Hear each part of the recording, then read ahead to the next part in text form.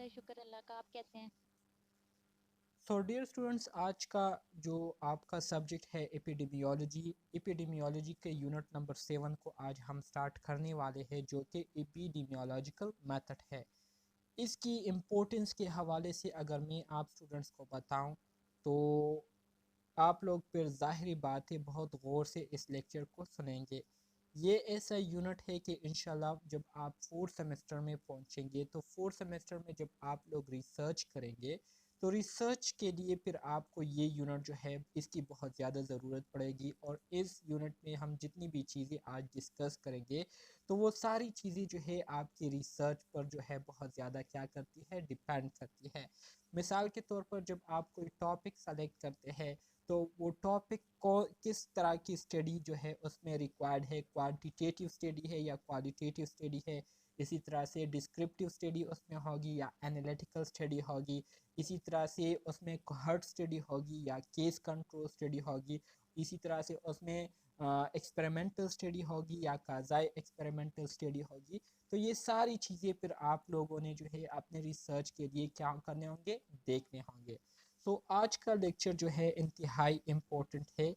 इसलिए आप लोगों ने जो है कंसंट्रेशन के साथ लेक्चर को सुनना है और जितने भी टॉपिक मैं आप स्टूडेंट्स के साथ शेयर करने वाला हूँ तो इम्पोर्टेंट पॉइंट उसके जो है अपने साथ नोट डाउन किया करें, ठीक है। लेक्चर को स्टार्ट करते हैं। इस यूनिट के ऑब्जेक्टिव हमारे साथ मौजूद है जिसमें हम मंदरजा झेल टॉपिक पर डिटेल के साथ बात करेंगे। At the completion of this unit, learners will be able to define study design. सबसे पहले तो आप लोगों को समझना होगा कि स्टडी डिज़ाइन किसे कहते हैं। What is study design, study design से क्या मुराद है, तो इसके बारे में बात करेंगे। इसी तरह से फिर हम डिस्कस करेंगे क्लासिफिकेशन ऑफ स्टडी डिज़ाइन। मतलब हम जो स्टडी करते हैं तो इसके हमारे पास मुख्तलिफ अकसाम है, मुख्तलिफ क्लासेस है। तो उन मुख्तलिफ क्लासेस के हवाले से हम क्या करेंगे, डिटेल के साथ बात करेंगे। इसके अलावा हम डिस्क्राइब करेंगे descriptive study design. Descriptive study design क्या है, ठीक है। डिस्क्रिप्टिव स्टडी डिज़ाइन में हम क्या करते हैं तो इसके हवाले से भी डिटेल के साथ हम बात करेंगे। और इसके साथ साथ एनालिटिकल सर स्टडी। इनकी सर जी इनको हमने इनकी डेफिनेशन हमने एक एक दफा फर्स्ट चैप्टर में पढ़ी है ना? डिस्क्रिप्टिव की भी, एनालिटिक की भी। बिल्कुल बिल्कुल, इसकी हमने जिसमें डिस्क्रिप्टिव डिफिनीशन। में हमने पढ़ा है कि ये जिसमें वेयर वार मतलब किस शख्स को हुई, कहाँ हुई, और ये, और बिल्कुल एनालिटिकल में रिस्क फैक्टर उसका काज ढूंढते हैं ज़बरदस्त, लैब में करा बिल्कुल के। बिल्कुल। मैंने आपको स्टार्ट में ही बताया था कि अगर बेसिक को आप लोगों ने समझ लिया तो यूनिट नंबर 7 मतलब बाकी जितने भी यूनिट है ये आपके यूनिट नंबर 1 से ही लिए गए टॉपिक से यूनिट बने हैं। तो बिल्कुल ये वही चीज़ें हैं, आज के लेक्चर में हम इन चीज़ों को डिटेल के साथ डिस्कस करेंगे, ठीक है। ठीक है सर। ओके जी। हम आगे बढ़ते हैं।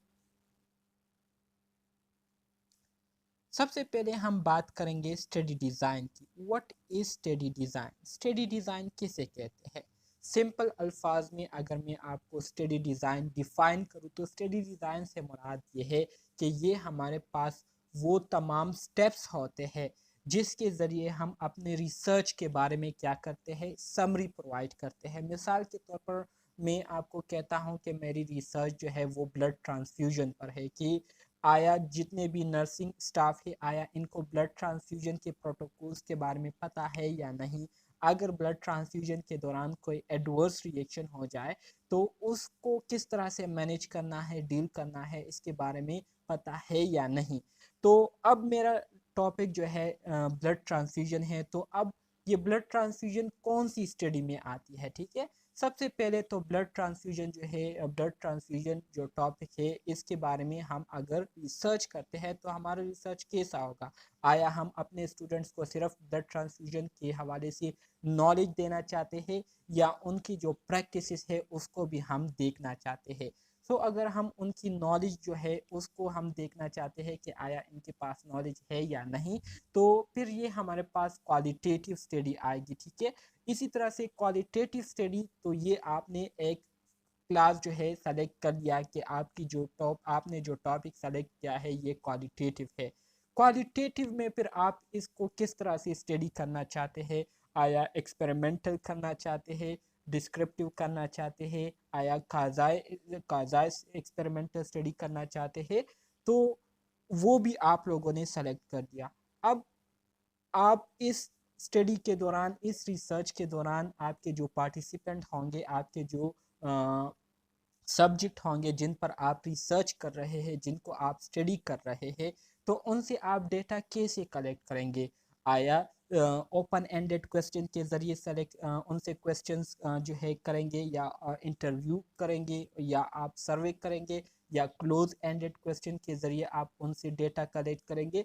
तो ये सारे स्टेप जो है ना, ये सारे स्टेप्स हम क्या करते हैं, ये सारे स्टेप्स हम स्टडीज डिज़ाइन में पहले से समराइज करते हैं। तो इसको हम क्या कहते हैं? इसको हम स्टडी डिज़ाइन कहते हैं। सिंपल अल्फाज में इसका मतलब ये है कि स्टडी डिज़ाइन ये आपके पास एक प्लानिंग होती है, जिसके बेस पर आपने क्या करनी होती है, आगे रिसर्च करना होता है, ठीक है? तो इसको हम क्या कहते हैं? इसको हम स्टडी डिज़ाइन कहते हैं। सही है, यहाँ पर आपको डिफिनीशन दी गई है, इसमें कहते हैं कि a study design is a specific plan और protocol for conducting the study which allow the investigator to translate the conceptual hypothesis into an operational one।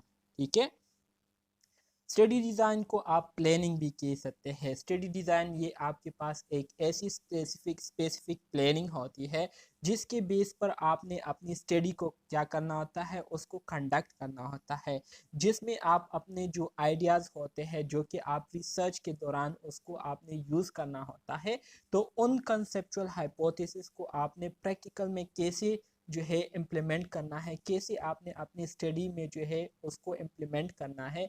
तो उसके लिए हम जो प्लानिंग करते हैं, पहले से जो स्टेप्स जो है तैयार करते हैं, ठीक है, तो इसको हम क्या कहते हैं? इस पूरे प्रोसेस को हम स्टडी डिज़ाइन कहते हैं। समझ आ गई इसकी?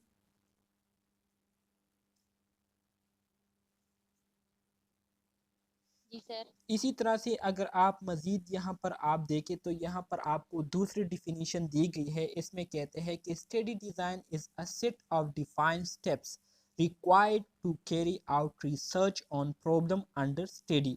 ठीक है, वही बात है जो कि अभी मैंने आपको बताई थी कि स्टडी डिज़ाइन ये असल में आप क्या करते हैं, जो जिस टॉपिक पर, जिस प्रॉब्लम पर आप स्टडी करने वाले होते हैं, ठीक है, तो उसके लिए आप पहले से स्टेप्स तैयार करते हैं कि इस रिसर्च के दौरान मैं ऐसे ऐसे काम करूँगा, इस तरह से करूँगा। तो उन डिफाइंड स्टेप्स को हम क्या कहते हैं, जो कि हमने पहले से अपने लिए तैयार रखे होते हैं, जिस पर हमने रिसर्च करना होता है, ठीक है, तो इसको हम क्या कहते हैं? इस पूरे प्रोसेस को हम स्टडी डिज़ाइन कहते हैं। The study design will define you how study subjects are selected. Study design के ज़रिए हम क्या करते हैं? स्टडी डिज़ाइन के ज़रिए जो है हम क्या करते हैं? अपने सब्जेक्ट को सेलेक्ट करते हैं। मिसाल के तौर पर मैंने आपको कहा कि ब्लड ट्रांसफ्यूजन के बारे में मैं एक रिसर्च करना चाहता हूँ, तो उस रिसर्च के लिए आया मैं नर्सिंग स्टूडेंट्स को जो है अपने सैंपल के तौर पर सेलेक्ट करूं, या जो रजिस्टर्ड नर्सेज है उनको अपने सैंपल के तौर पर सेलेक्ट करूं। तो इसके हवाले से स्टडी डिज़ाइन जो है ये आपको नॉलेज देती है। इसी तरह से method of sample size estimation. अब जो सैंपल आप सेलेक्ट कर रहे हैं, जो पार्टिसिपेंट आप सेलेक्ट कर रहे हैं, ठीक है, तो इनकी तादाद कितनी होनी चाहिए, ठीक है, तो इनकी तादाद को मुख्तस करने के लिए, इनकी तादाद को सेलेक्ट करने के लिए ये आपको एक प्रॉपर मेथड जो है बताती है स्टडी डिज़ाइन। ठीक है, अब आपने आपने जो है पॉपुलेशन में से एक ख़ास तादाद में सैंपल को क्या कर लिया, सेलेक्ट कर लिया, पार्टिसिपेंट को सेलेक्ट कर लिए। अब वो कौन सा मेथड है जिसके ज़रिए आप इनसे डेटा जो है कलेक्ट करेंगे, इनसे जो है आप इंफॉर्मेशन हासिल करेंगे, तो उन प्रोसीजर के हवाले से भी स्टडी डिज़ाइन में क्या किया जाता है, बताया जाता है। ठीक है, इसी तरह से जब आप डेटा कलेक्ट कर लेते हैं, तो उस को आपने एनालाइज किस तरह से करना है, उस पर आपने बहस मुबाहिसा किस तरह से करना है, उसको आपने डिस्कस कैसे करना है, तो उस प्रोसीजर के हवाले से भी आपको स्टडी डिज़ाइन जो है क्या करती है, इंफॉर्मेशन प्रोवाइड करती है कि आप इस तरह से इसको एनालाइज कर सकते हैं। इसके अलावा type of statistical test require, किस किस्म के स्टेटिस्टिकल टेस्ट जो है आपकी स्टडी के लिए जो है रिक्वायर है, जिसके ज़रिए आप अपनी स्टडी को वैलिड बना सकते हैं और उसको वेरीफाई कर सकते हैं। तो इन सब चीज़ों के हवाले से स्टडी डिज़ाइन आपको क्या करती है, इंफॉर्मेशन प्रोवाइड करती है। समझ आ गई स्टडी डिज़ाइन की? अच्छा जी, मज़ीद आगे बढ़ते हैं। कहते हैं कि the proof of the proof for evidence based medicine is all sorry is all collected by research which uses variety of study design। इसी तरह से हमारे पास जो एविडेंस बेस्ड मेडिसिन है, ठीक है, तो इसके लिए जितने भी हमने प्रूफ कलेक्ट किए होते हैं, तो ये किस चीज़ के ज़रिए कलेक्ट किए होते हैं, रिसर्च के ज़रिए। मिसाल के तौर पर एक मेडिसिन है जो कि हम फीवर के लिए यूज़ करते हैं, तो हमें कैसे पता चला है कि ये मेडिसिन जो है ख़ास तौर पर फीवर के लिए हम यूज़ करते हैं, टेम्परेचर के लिए यूज़ करते हैं, तो ये हमें रिसर्च के ज़रिए पता चला है। रिसर्च में हमने दो ग्रुप को सेलेक्ट किए होंगे, जिसमें एक ग्रुप को हमने फीवर की मेडिसिन दी है और दूसरे ग्रुप को हमने फीवर की मेडिसिन नहीं दी है, ठीक है। तो अब हम उनको ऑब्ज़र्व कर रहे हैं, ऑब्जर्वेशन के दौरान हमें पता चला कि जिनको हमने फ़ीवर की मेडिसिन दी थी तो उनका टेम्परेचर जो है वो डिक्रीज़ हो गया है, नॉर्मल हो गया है, और जिनको हमने नहीं दी थी तो उनकी उसी तरह से टेम्परेचर है। तो रिसर्च से जो है हमें पता चला कि हमने जो मेडिसिन दिया था, ठीक है, तो ये क्या था, फीवर में काम आता है। सो यहाँ पर हमारे पास जितने भी मिसाल के तौर पर हम मेडिसिन यूज़ करते हैं, एविडेंस बेस्ड मेडिसिन जो है वो हम क्या करते हैं, यूज़ करते हैं, तो इसके जो प्रूफ है वो भी हमें रिसर्च से मिले होते हैं, ठीक है। So which use a variety of study design, तो इसमें भी हमने मुख्तलिफ़ किस्म के स्टडी डिज़ाइन जो है वो क्या किए होते हैं, यूज़ किए होते हैं, जिससे हमने ये डेटा हासिल किया होता है।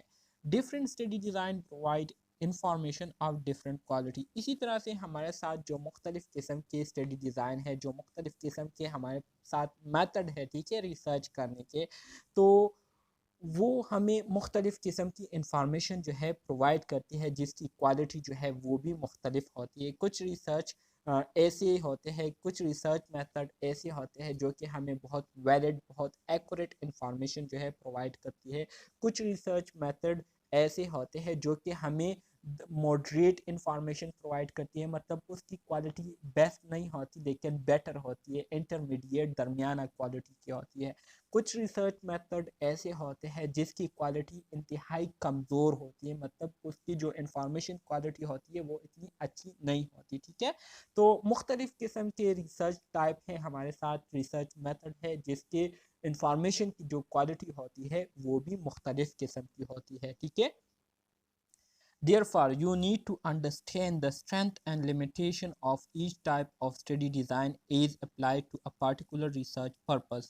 So, इसलिए हम स्टडी डिज़ाइन को इसलिए स्टडी करते हैं ताकि हमें हर रिसर्च मेथड के बारे में पता चले, ताकि हम फिर उसके मुताबिक हम क्या करते हैं, अपने लिए एक स्पेसिफिक रिसर्च मेथड को क्या करते हैं, चूज़ करते हैं। तो इसलिए हम क्या करते हैं, मुख्तलिफ़ किस्म के स्टडी डिज़ाइंस को स्टडी करते हैं, ताकि हम एक ऐसी रिसर्च मेथड को सेलेक्ट करें जिसके ज़रिए हमें जो इंफॉर्मेशन मिल रही हो वो एक्यूरेट हो, वैलिड हो और वेरीफाइड हो, ठीक है। तो इसलिए हम क्या करते हैं, स्टडी डिज़ाइन को स्टडी करते हैं। समझ आ रही है मेरी बातों की? Okay, very good. काइंडली दूसरे स्टूडेंट भी रिस्पॉन्स दिया करे, यू खामोश जो है बैठा ना करे, ठीक है। क्लासिफिकेशन ऑफ एपिडेमियोलॉजिकल रिसर्च या स्टडी डिज़ाइन। अब हम स्टडी डिज़ाइन के क्लासेस के बारे में बात करेंगे। अगर आपको याद हो तो स्टार्ट में मैंने आपको बताया था कि हमारे पास एपिडेमियोलॉजिकल स्टडी डिज़ाइन या जो क्लासिफिकेशन है, बेसिकली मेजर जो क्लासेस है वो हमारे साथ दो है, जिसमें एक हमारे साथ रिसर्च डिज़ाइन है, डिस्क्रिप्टिव डिज़ाइन है, और एक हमारे साथ एनालिटिकल डिज़ाइन है। इसको आप डिस्क्रिप्टिव रिसर्च भी कह सकते हैं, एनालिटिकल रिसर्च भी कह सकते हैं, ठीक है। तो ये हमारे पास दो मेजर क्लासेस है। इसको अगर हम मज़ीद आगे डिटेल के साथ देखें तो इसके हमारे जी वैसे वैसे आपने चार बताई थी और मेजर जो है वो दो, हाँ जी, तो चार जो बताई मेजर थी। है वो एक एक डिजीज स्पेसिफिक और एक अप्लाइड। बिल्कुल बिल्कुल। वैसे 4 बताए थे और उसमें मैंने आपको बताया था कि ये 2 क्लासेस जो है ये हमारे साथ मेजर है, मतलब इसको ज़्यादातर फॉलो किया जाता है।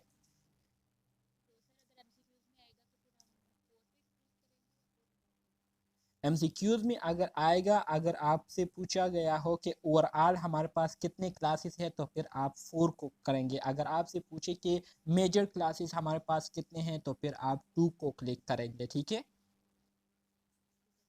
अच्छा जी। सो यहाँ पर अब हम बात करते हैं डिस्क्रिप्टिव रिसर्च की।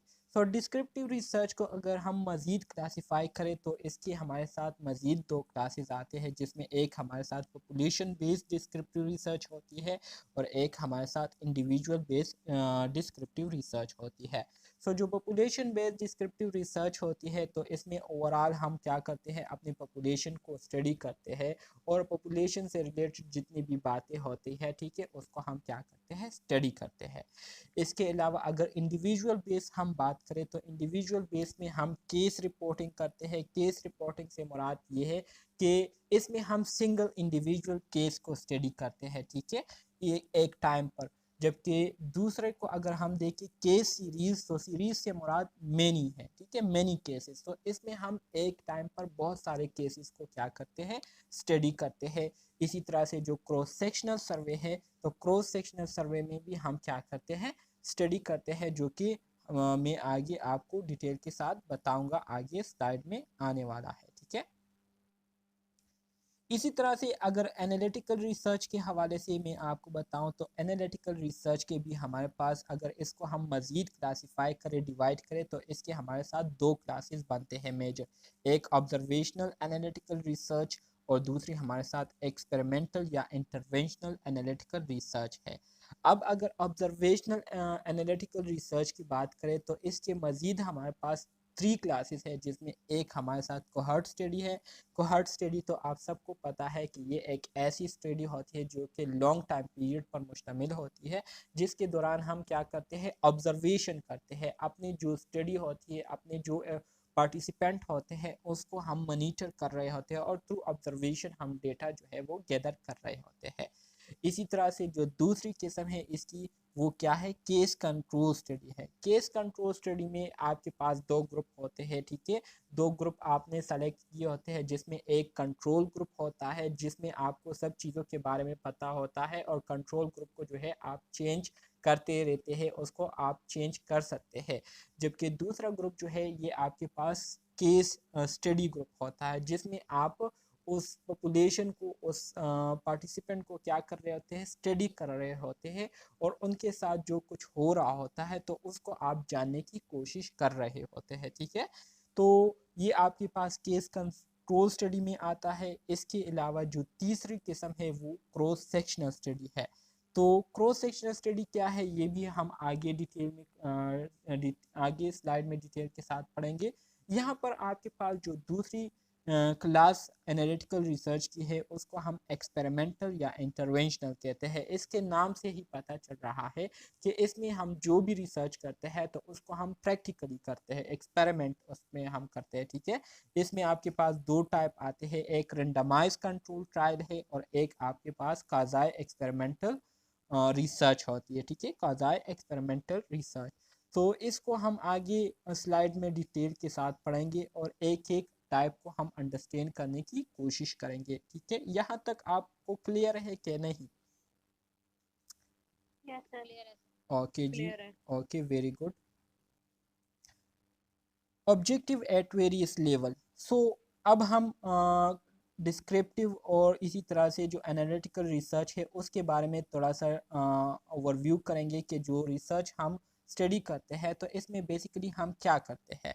तो सबसे पहले अगर डिस्क्रिप्टिव स्टडी की मैं आपको बताऊं तो जैसे कि फ़रा ने आपको बताया कि डिस्क्रिप्टिव स्टडी ये एक ऐसी स्टडी होती है जिसमें हम किसी पॉपुलेशन में एक बीमारी की जो फ्रीक्वेंसी है वो क्या है, ठीक है। फ्रीक्वेंसी से मुराद ये है कि एक बीमारी जो है वो किस रफ्तार से लोगों को लग रही है, कितने लोग जो है उससे मुतासिर हो रहे हैं, ठीक है।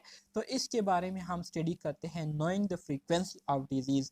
Knowing the frequency of disease से मुराद ये है कि एक बीमारी जो है वो कितनी तेज़ी के साथ लोगों को लग रही है, तो इसको हम क्या कहते हैं, फ्रीक्वेंसी ऑफ डिजीज़ कहते हैं। दूसरी जो हम डिस्क्रिप्टिव स्टडी में स्टडी करते हैं वो है नोइंग द डिस्ट्रीब्यूशन।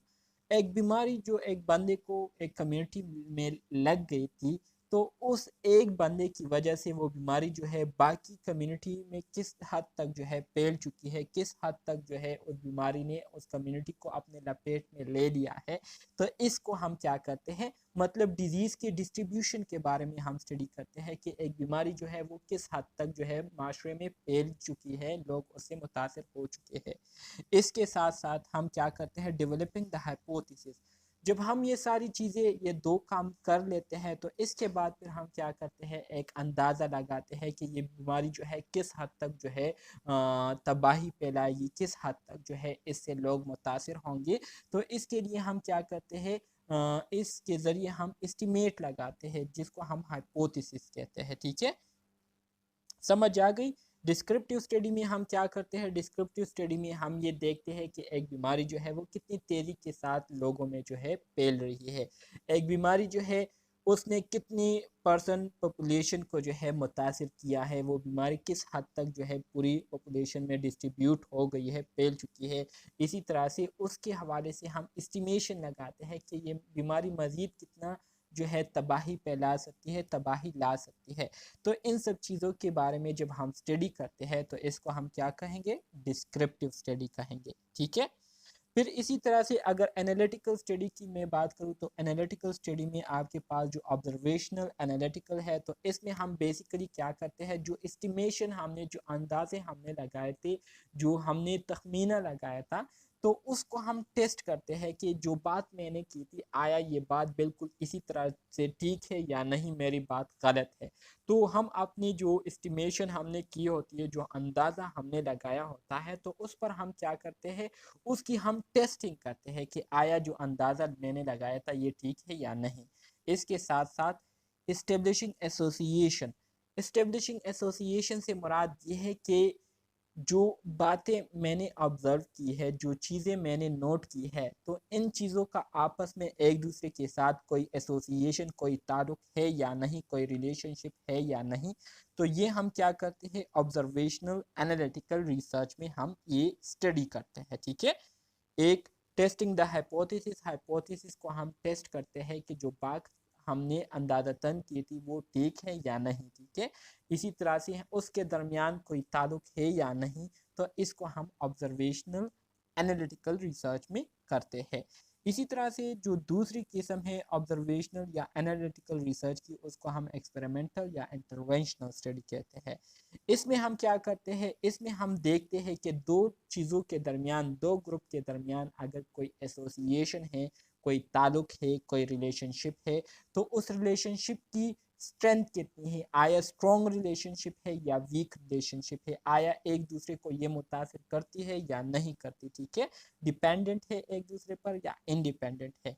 इसी तरह से इसके पीछे जो वजह है, आया वो वजह जो है, जो चीज़ काज हुई है, जो सिचुएशन अराइज हुई है, तो इसके पीछे क्या वजह है, तो उस वजह को हम क्या करते हैं, जानने की कोशिश करते हैं एक्सपेरिमेंटल या इंटरवेंशनल स्टडी में। ठीक है, तो ये आपके पास डिस्क्रिप्टिव और एनालिटिकल रिसर्च की कुछ सिंपल डिफिनीशन थी, जो कि मैंने आपको यहाँ पर बताई। ठीक है, इसकी समझ आ गई आपको क्या नहीं?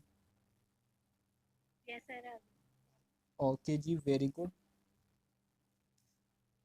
अब यहाँ पर हम मज़ीद जो है डिस्क्रिप्टिव स्टडी को क्या करेंगे, डिस्कस करेंगे। ठीक है, one by one. What is descriptive study? Descriptive study क्या है? तो जनरली अगर मैं आपको डिस्क्रिप्टिव स्टडी की एक सिंपल तारुफ कराऊं, तो डिस्क्रिप्टिव स्टडी ये असल में आपकी रिसर्च डिज़ाइन की एक किस्म है। इसका बुनियादी मकसद क्या होता है? डिस्क्रिप्टिव स्टडी का बुनियादी मकसद ये होता है कि इसके ज़रिए हम क्या करते हैं, इसके ज़रिए हम कोई ख़ास कंडीशन के हवाले से हम क्या करते हैं, किसी ख़ास कंडीशन के हवाले से हम डेटा को क्या करते हैं, कलेक्ट करते हैं। उसके हवाले से हम क्या करते हैं, ऑब्जर्वेशन करते हैं। ठीक है, और इसी तरह से मुख्तलिफ़ किस्म के जो इवेंट्स हो रहे होते हैं, तो उसको हम क्या करते हैं, ऑब्ज़र्व करते हैं, नोट करते हैं, और उसके ज़रिए हमें जो डेटा मिलती है, तो इस डेटा को हम क्या कहेंगे, डिस्क्रिप्टिव डेटा कहते हैं। ठीक है, यहाँ पर आपको जो डिफिनीशन दी गई है, तो इसमें कहते हैं कि डिस्क्रिप्टिव स्टडी डिस्क्राइब ओनली, सिर्फ चीज़ों को हम क्या करते हैं डिस्क्रिप्टिव स्टडी के ज़रिए ओनली उसको हम डिस्क्राइब करते हैं। Do not examine association between exposure and health outcome. इसी तरह से डिस्क्रिप्टिव स्टडी के ज़रिए हम चीज़ों के दरमियान जो रिलेशनशिप होता है, जो एसोसिएशन होती है, उसको हम मालूम नहीं करते। ठीक है, डिस्क्रिप्टिव स्टडी में हम सिर्फ चीज़ों को ऑब्ज़र्व करते हैं, उसको हम स्टडी करते हैं।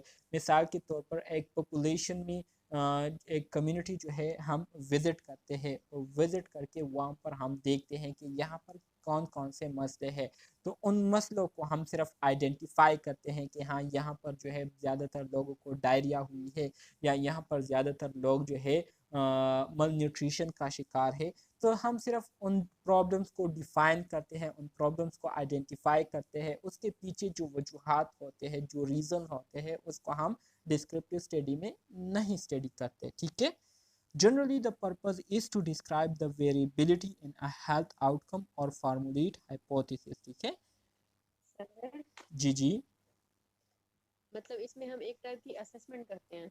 बिल्कुल एक टाइप की असेसमेंट करते हैं, जैसे कि स्टार्ट में इससे पहले स्लाइड में हमने पढ़ा कि इसमें हम क्या करते हैं, इसमें हम डिजीज़ की फ्रीक्वेंसी के बारे में बात करते हैं कि एक बीमारी अगर कम्युनिटी में मौजूद है, तो उस बीमारी से कितने लोग मुतासिर हुए हैं, तो इसके बारे में हम जानने की कोशिश करते हैं। ठीक है, इसी तरह से वो बीमारी जो है कम्युनिटी में किस हद तक जो है फैल चुकी है। ठीक है, और अगर फैल चुकी है तो फिर उसके बारे में हम मज़ीद जो है इस्टीमेशन लगाते हैं कि मज़ीद ये बीमारी जो है किस हद तक जो है ये ख़तरनाक हो सकती है। तो ये सब कुछ हम सिर्फ डिस्क्रिप्टिव स्टडी में करते हैं। इसमें हम ये नहीं करते कि अच्छा ये बीमारी अगर काज हुई है तो इसके पीछे क्या वजह है, इसके पीछे रिस्क फैक्टर्स क्या है, तो ये सब कुछ हम डिस्क्रिप्टिव स्टडी में नहीं करते।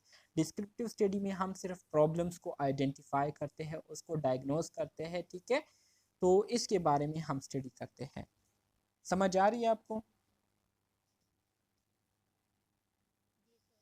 A descriptive study involves describing the characteristics of a particular situation, event और a case। ठीक है, वही बात है कि डिस्क्रिप्टिव स्टडी में हम सिर्फ एक ख़ास डिजीज़ के बारे में, या एक ख़ास इवेंट, या एक ख़ास सिचुएशन के बारे में हम क्या करते हैं, डिस्क्राइब करते हैं, चीज़ों को डिफ़ाइन करते हैं। ठीक है, कि एक पॉपुलेशन में जो कुछ हो रहा है, तो ये असल में क्या चीज़ है। ठीक है, असल में जो हो रहा है तो ये आखिर क्या है, तो उसके बारे में हम क्या करते हैं, डिस्क्रिप्टिव स्टडी में डिस्क्राइब करते हैं, उसकी वजाहत करते हैं। Descriptive study can be carried out on a small और लार्ज स्केल। इसी तरह से डिस्क्रिप्टिव स्टडी हम ओवरऑल पॉपुलेशन पर भी अप्लाई कर सकते हैं, या पॉपुलेशन में से एक पार्ट को लेकर, एक सैंपल लेकर उस पर भी हम क्या कर सकते हैं, अप्लाई कर सकते हैं। ठीक है, types of descriptive study. Descriptive study की अगर हम टाइप्स के बारे में बात करें, तो मैंने आपको बताया कि एक हमारे साथ पॉपुलेशन बेस है और एक हमारे साथ इंडिविजुअल बेस है। इंडिविजुअल में हमारे पास 3 किस्म की डिस्क्रिप्टिव स्टडी है, जिसमें पहले नंबर पर आपके पास जो स्टडी आती है, इसको हम क्या कहते हैं, केस स्टडी कहते हैं। केस आपको पता है, एक सिंगल जो हमारे पास केस आता है, रिपोर्ट आता है, उसको हम केस कहते हैं। यहाँ पर केस स्टडी की जो डिफिनीशन की गई है, तो इसमें कहते हैं कि a study of one disease individual providing a detailed description of an uncommon disease provide timely or rare information is called case study। Case study से मुराद ये है कि ये हमारे साथ डिस्क्रिप्टिव रिसर्च की एक ऐसी किस्म है जिसमें हम एक टाइम पर सिर्फ एक ही स्टडी को क्या करते हैं, उसको हम क्या कर एक ही डिजीज़ को हम क्या करते हैं, उसको हम स्टडी करते हैं, एक ही प्रॉब्लम को हम क्या करते हैं, डिटेल के साथ स्टडी करते हैं। ठीक है, और उसके हवाले से इंफॉर्मेशन जो है हम कलेक्ट करते हैं, तो इसको हम क्या कहेंगे, इसको हम केस स्टडी कहेंगे। सिंपल डिफिनीशन दिए गए हैं। मजीद कहते हैं कि a single patient clinical history is describe in detail and then discuss in relation to literature, almost always a rare, unusual और एटिपिकल केस। ठीक है, यूजुअली जो जो केस स्टडी होती है तो इसमें हम बेसिकली क्या करते हैं, एक सिंगल पेशेंट की जो क्लिनिकल हिस्ट्री होती है तो उसको हम डिटेल के साथ क्या करते हैं, उसको स्टडी करते हैं और उसको फिर हम दूसरे लिटरेचर्स के साथ उसको लिटरेचर के साथ उसको कंपेयर करते हैं कि जो चीज़ हम स्टडी कर रहे हैं ये हकीकत में यही चीज़ है या कोई और चीज़ है। और इस तरह की जो स्टडी हम करते हैं तो ये हम बहुत रेयर करते हैं, ये बहुत हम इसकी हमारे पास बहुत कम केसेस आते हैं इस तरह स्टडी के, ठीक है। तो इसको हम क्या कहेंगे, इसको हम केस स्टडी कहेंगे। केस स्टडी की समझ आ गई। एक एट अ टाइम आप एक ही स्टडी को क्या करते हैं, डिटेल के साथ उसको एक ही डिजीज को डिटेल के साथ स्टडी करते हैं तो इसको हम केस स्टडी कहेंगे। सही है।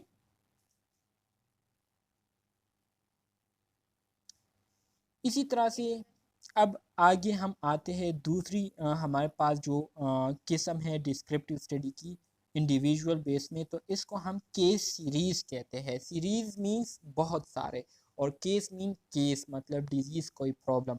सो केस सीरीज ये असल में डिस्क्रिप्टिव स्टडी की वो किस्म है जिसमें हम एट अ टाइम बहुत सारे डिजीज़ के बारे में हम क्या करते हैं, स्टडी करते हैं, जिसके जो करेक्टरिस्टिक्स होते हैं वो एक दूसरे के साथ मिलते जुलते हो, ठीक है। तो इसको हम क्या कहेंगे, इसको हम केस सीरीज कहेंगे।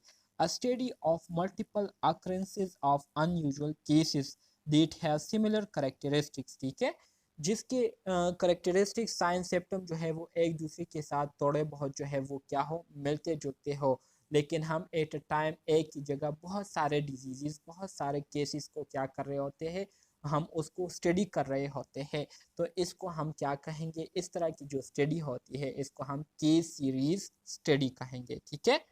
Investigator can calculate the frequency of symptoms or characteristics of people with the disease। इसी तरह से इसमें आपके पास जो इन्वेस्टिगेटर्स होते हैं, इन्वेस्टिगेटर से मुराद जो रिसर्चर्स होते हैं, तो रिसर्चर्स क्या करते हैं, रिसर्चर्स उन डिजीज़ की जो फ्रीक्वेंसी होती है, उन डिजीज़ की जो सिम्टम्स या करेक्टरिस्टिक्स की जो फ्रीक्वेंसी होती है, मतलब उस बीमारी की वजह से कितने साइन सिम्टम जो है अपीयर हुए हैं, तो उसको क्या करते हैं, कैलकुलेट करते हैं, उसको मेजर करते हैं। इसके अलावा रिजल्ट्स में generate causal hypothesis neither a case study nor case series include comparison group, ठीक है। इसी तरह से इससे हमारे पास जो रिजल्ट आते हैं तो वो रिजल्ट हमारे पास क्या होते हैं, काजल हाइपोथेसिस होते हैं, मतलब हमें काजिस के हवाले से क्या करती है, इंडिकेशन देती है, इंफॉर्मेशन प्रोवाइड करती है कि ये बीमारी जो है किस वजह से काज हुई है। इसके अलावा दूसरी बात आप लोगों ने ये भी याद रखनी है केस स्टडी और केस सीरीज स्टडी के हवाले से, कि ना ही हम केस स्टडी और ना ही हम केस सीरीज स्टडी में किसी किस्म के कंपैरिजन ग्रुप को यूज़ करते हैं, ठीक है। मतलब केस स्टडी में हमारे पास जितनी भी इंफॉर्मेशन आती है तो उसको हम दूसरे ग्रुप के साथ कंपेयर नहीं करते। इसी तरह से जो केस सीरीज स्टडी है तो इसको भी हम दूसरे मतलब कंपैरिजन ग्रुप के साथ इसको हम कंपेयर नहीं करते, इसकी कंपैरिजन हम नहीं करते। तो ये जनरल बातें हैं मुख्तलिफ़ किस्म के स्टडीज़ के हवाले से जो कि आपके एग्ज़ाम में आपसे पूछ सकते हैं इसके हवाले से। मज़ीद आगे बढ़ेंगे। डिस्क्रिप्टिव स्टडी में आपके पास वही बात आपको यहाँ पर दोबारा समझाई जा रही है कि जो केस रिपोर्ट या केस स्टडी होती है तो इसमें हम एट अ टाइम एक ही केस को क्या करते हैं, स्टडी करते हैं। और केस स्टडी जो है ये हमारे पास बहुत ज़्यादा रेयर होती है, मतलब बहुत कम तादाद में इस तरह की स्टडी जो है हम करते हैं। जबकि केस सीरीज़ जो है इसमें हम at a time multiple cases को हम क्या करते हैं, फाइंड आउट करते हैं, उसको हम स्टडी करते हैं। तो डियर स्टूडेंट मज़ीद आगे बढ़ेंगे। अब हम बात करेंगे डिस्क्रिप्टिव स्टडी की जो तीसरी किस्म है जिसको हम क्या कहते हैं, क्रॉस सेक्शनल स्टडी या सर्वे कहते हैं। तो क्रॉस सेक्शनल सर्वे में हम क्या करते हैं, क्रॉस सेक्शनल सर्वे ये हमारे पास डिस्क्रिप्टिव स्टडी की एक ऐसी किस्म है जिसमें हम क्या करते हैं, subject or institutions are surveyed in order to describe the prevalence of health outcome or a characteristics of a population।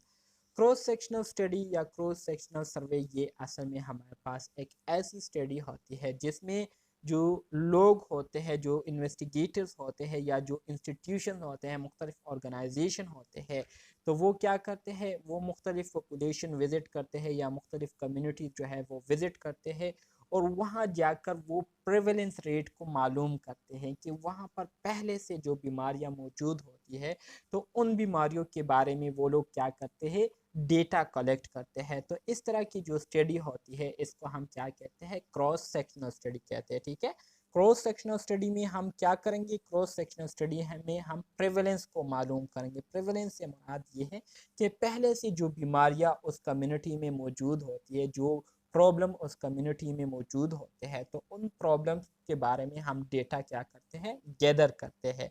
तो इसको हम क्या कहेंगे, इसको हम क्रॉस सेक्शनल सर्वे या स्टडी कहेंगे। समझ आ गई इसकी? Okay, very good.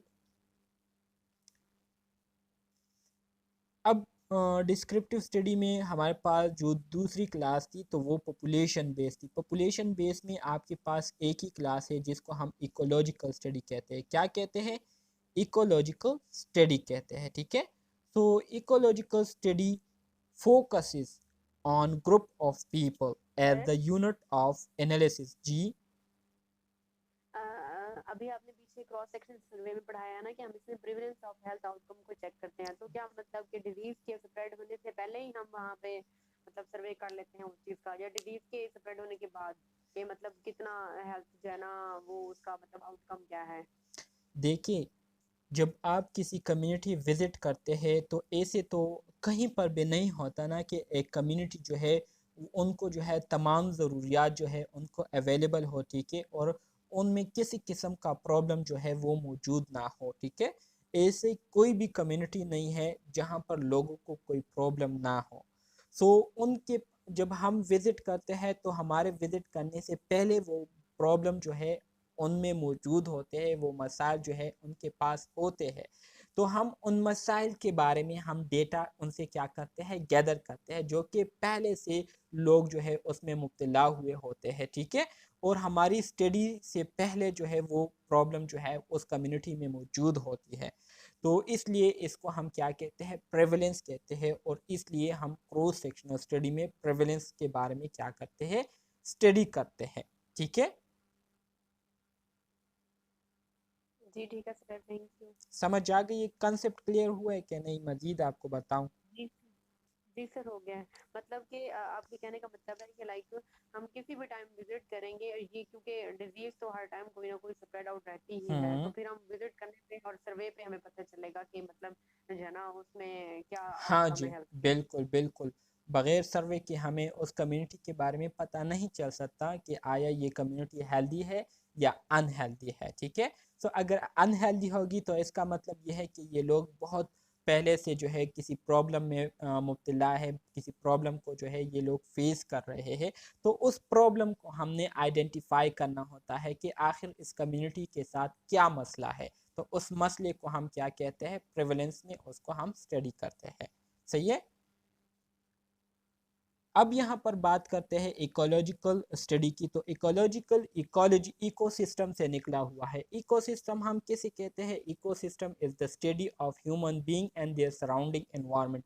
Human being या लिविंग ऑर्गेनिज्म और लिविंग ऑर्गेनिज्म के इर्द गिर्द का जो माहौल होता है, तो उसके बारे में जब हम स्टडी करते हैं उसको हम इकोलॉजी या इकोसिस्टम कहते हैं। ठीक है, तो इको लॉजिकल स्टडी में हम क्या करते हैं, इकोलॉजिकल स्टडी में हम ओवरऑल पॉपुलेशन को हम क्या करते हैं, ओवरऑल पॉपुलेशन के बारे में हम स्टडी करते हैं। ठीक है, और उनके बारे में हम एनालिसिस करते हैं। An ecological study focuses on group of people.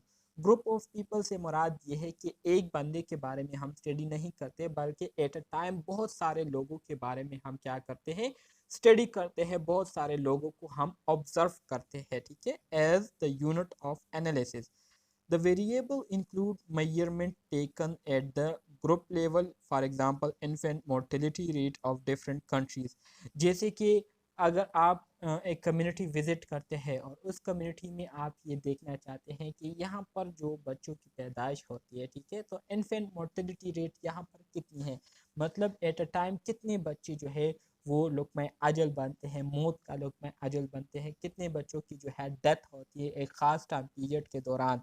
तो हम इसमें ओवरऑल बच्चों की बात करते हैं, ठीक है, एक बच्चे की बात नहीं करते। तो इकोलॉजिकल स्टडी में हम ग्रुप ऑफ पीपल्स को क्या करते हैं, स्टडी करते हैं। ग्रुप ऑफ पीपल जो है वो हमारी क्या होती है, फोकस में होती है, ठीक है।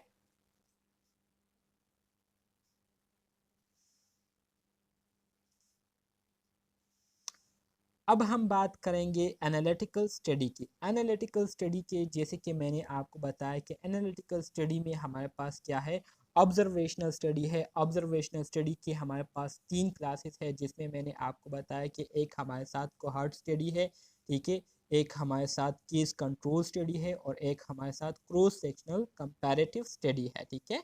तो अब हम इसको एक एक करके अब हम ऑब्जर्वेशन या एनालिटिकल स्टडी के जो क्लासेस है उसको हम क्या करेंगे, डिस्कस करेंगे, सही है। सो एनालिटिकल या नॉन इंटरवेंशनल स्टडी में आपके पास या जो observational study, non interventional study से मुराद ये आपके पास कौन सी स्टडी है, ऑब्जर्वेशनल स्टडी है, ठीक है, जिसमें आपने कोई एक्सपेरिमेंट या इंटरवेंशन नहीं करनी होती। तो इसमें आपके पास कोहॉर्ट, केस कंट्रोल और क्रॉस सेक्शनल स्टडी आती है। तो इसको हम एक एक करके डिस्कस करेंगे। सर जी जी। जो ऑब्जर्वेशनल है वो तो डिस्क्रिप्टिव है ना, और ये नॉन ऑब्जर्वेशनल और नॉन इंटरवेंशनल जो है ये तो एनालिटिकल है। आपने उलट कह दिया मुझे लगता है। नहीं नहीं, एनालिटिकल स्टडी में आपके पास भी दो किस्म के हैं, ठीक है, एक ऑब्जर्वेशनल एनालिटिकल स्टडी है और एक एक्सपेरिमेंटल या इंटरवेंशनल स्टडी है, ठीक है। तो इसके बारे में अब हम पढ़ेंगे। Okay okay. तो इसके बारे में हम आगे अब पढ़ेंगे। तो अब आपको एक स्किल दिया गया है, ये 3 क्लासेस हैं हमारे पास जो ऑब्जर्वेशनल स्टडी में हम पढ़ते हैं।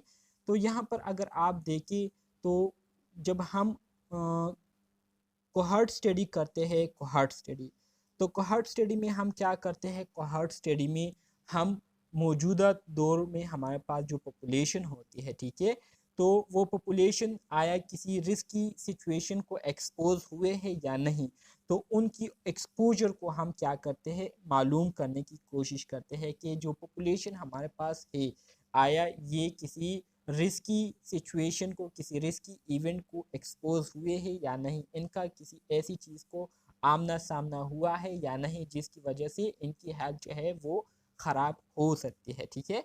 और इसके साथ साथ हम फ्यूचर आउटकम के बारे में इसमें स्टडी करते हैं कि जिस चीज़ को ये एक्सपोज हुए हैं तो आया इसकी वजह से इनमें इसके असरात जो है वो पैदा हो सकते हैं या नहीं, मतलब इस चीज़ की वजह से जिसके साथ इनका आमना सामना हुआ है इसकी वजह से ये लोग बीमार हो सकते हैं या नहीं।